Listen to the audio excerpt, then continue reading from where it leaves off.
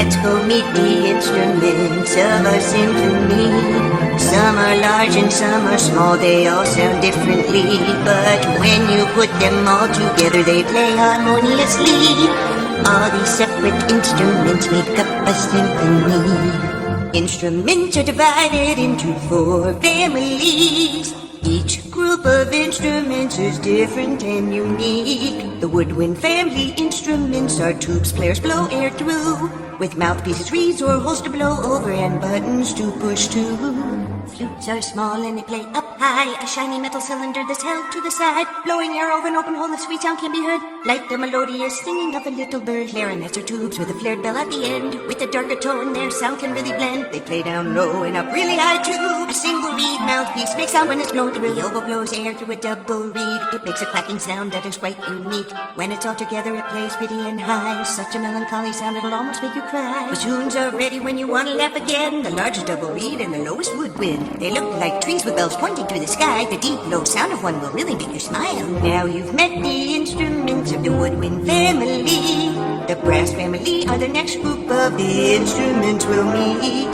Conical tubes made of brass and metal with members both big and small. Players buzz their lips into a metal cup while blowing air to make their brassy call. Triumphant trumpet, the highest of the brass. Small, loud, and bright, their sound's a real blast. 3 valves pushed up and down help change the pitch around. The shiny bell points straight out, not up or down. Horn is an impressive-looking brass instrument in a lovely circle shape. There many tubes are bent. The largest range of the brass family, both pleasant to hear and nice to see. Trombones don't have any buttons at all, just a slide to move that makes it rise and fall. It's played by moving the slide in and out. They have a lower sound and can play really loud. The tuba is the largest and lowest of the brass, a big low sound that can make you laugh. With the giant bell that points straight up, valves to press and big mouthpiece cup. Percussion family instruments are all shaken, scraped, or hit with mallets, hands, or sticks. Some are just sound, some have pitch. They keep the rhythm of the orchestra and dramatic accented sound. The most eclectic family of instruments around. Drums, woodblocks, cowbells, and triangles are all for keeping time. Timpani and cymbals add emphasis for magic, use wind chimes.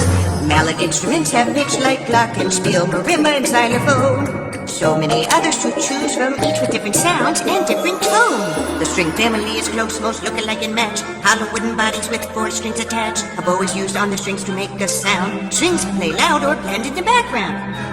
Now let's meet the strings. Violins are the leading section of the symphony, the smallest instrument of the string family. Violins can play the highest and the fastest with more notes than all the rest. The viola looks very similar but sounds lower and it's a little bigger. It has a mellower, darker sound, making music by moving a bow up and down. The much larger cello has a deeper, lower sound, with a peg at the bottom, it rests upon the ground. With the largest range, it is very versatile, a rich sound and its own special style. Double bass, lowest of the string family, it's big and wide and taller than you or me. Players can't stand to play or sit on a stool. It rests on the floor and it looks really cool. Those are the 4 main instruments of the string family.